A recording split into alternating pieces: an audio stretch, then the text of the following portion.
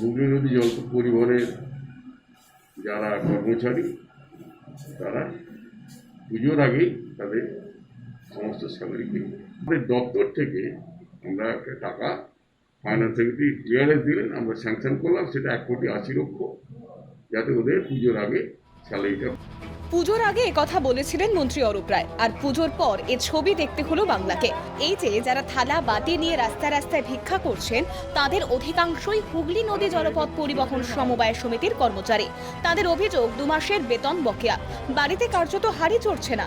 বাধ্য হয়ে এবার তারা কর্মস্থলের সামনে ভিক্ষার পাত্র নিয়ে প্রতীকী প্রতিবাদে। উৎসবের মরশুমে এ ছবিও দেখতে হলো বাংলাকে। তবে কি রাজকোষের দৈন্যতা? কিন্তু মন্ত্রী তো বলছেন টাকা পাঠানো হয়েছে, তারপরেও কেন বেতন পেলেন না কর্মীরা? নাকি সরকারি দীর্ঘসূত্রতার জেরে এই পরিস্থিতি?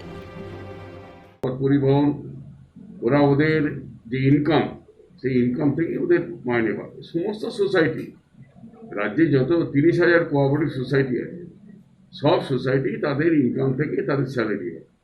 মূলত জলপথ পরিবহন চালিয়ে যে আয় হয় তা থেকে বেতন দেওয়া হয় সংশ্লিষ্ট সংস্থার কর্মীদের।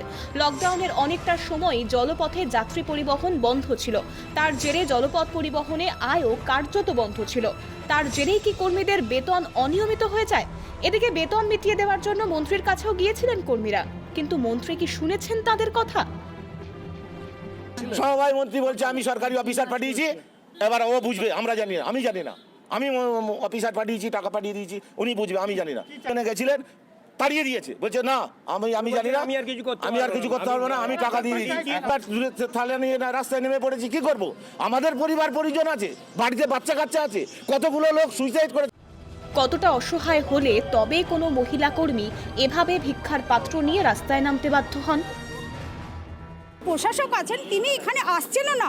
দিন অরূপ রায়কে জানানো হয়েছে, উনি বলেছেন যে প্রশাসক আছেন তার সাথে বোঝাপড়া করতে, কিন্তু উনি আসছেন না।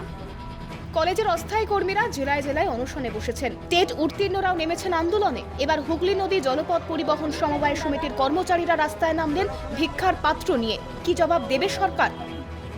হাওড়া থেকে শান্তনু করণের রিপোর্ট, ক্যালকাটা টেলিভিশন নেটওয়ার্ক।